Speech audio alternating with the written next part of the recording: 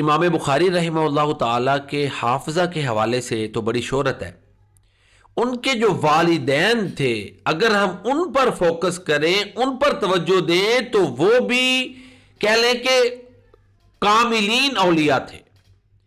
امام بخاری رحمہ اللہ تعالیٰ کے والد فوت ہو گئے.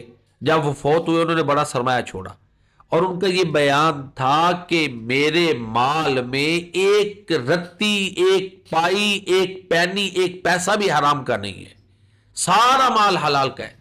اور آپ کو پتہ ہے تجارت میں یہ احتیاط بہت لازم ہے.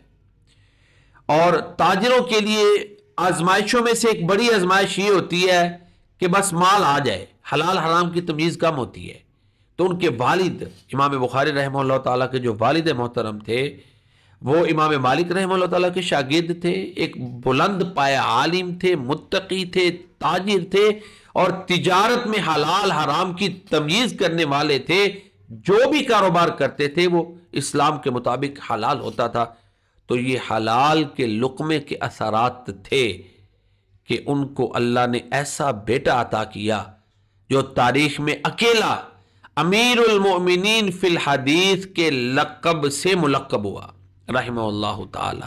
تو رزق حلال اور اللہ کا خوف، اللہ کی رضا کے لیے عمل اور اللہ سے دعا، یہ بہت طاقت رکھتے ہیں. اللہ تعالی ہمیں اپنی ذات سے مانگنے کی توفیق عطا فرمائے اور اپنے ان اسلاف کے طریقے پر چلنے کی توفیق عطا فرمائے جو قدم کو پھونک پھونک کر رکھتے تھے، جن کے بارے میں اقبال نے کہا عطا اسلاف کا جذبے درو کر، شریک زمرہ لا یحزنو کر، خرد کی گتھیاں سلجھا چکا میں، میرے مولا مجھے صاحب جنو کر.